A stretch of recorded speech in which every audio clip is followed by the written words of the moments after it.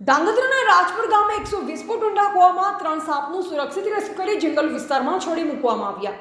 સાપનું rescue કરનાર જયેશકુમાર ઝાલા, હેમંતકુમાર દવે, ઓમ ઝાલા, પુષ્પરાજ ઝાલા દ્વારા કરવામાં આવ્યું.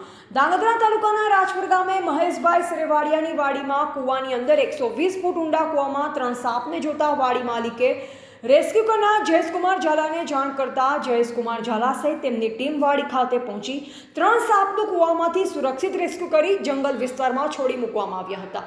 સુરેન્દ્રનગર જિલ્લાના ધાંગધ્રા શહેરી તથા ગ્રામ્ય વિસ્તારોમાં ઝેરી સાપોના અવારનવાર રેસ્ક્યુ થતા જોવા મળે છે. સર્પ રેસ્ક્યુરોના મતે દરરોજના 3 થી 5 જેટલા સરેરાશ સર્પ રેસ્ક્યુ આવતા હોય છે, ત્યારે છેલ્લા એક અઠવાડિયામાં સર્પ રેસ્ક્યુ સાથે સર્પદંશના પણ કેસો સામેલ હોય તેવું જાણવા મળ્યું હતું. ધાંગધ્રા શહેરમાં સામાજિક કાર્યકર, રેસ્ક્યુઅર, જીવદયા પ્રેમી તથા પત્રકારિત્વ સાથે સંકળાયેલ જયેશકુમાર ઝાલા દ્વારા 10 વર્ષથી નિઃશુલ્ક સર્પ રેસ્ક્યુ કરી જીવદયાનું એક ઉમદા કાર્ય કરે છે. ગુજરાત સરીસૃપ સંરક્ષણ સોસાયટી સાથે સંકળાયેલ જયેશકુમાર ઝાલા દ્વારા અત્યાર સુધીમાં 5 થી 7 હજાર જેટલા ઝેરી તથા બિનઝેરી સાપોનું સુરક્ષિત રેસ્ક્યુ કરી જંગલ વિસ્તારોમાં છોડી મૂકવામાં આવ્યા છે.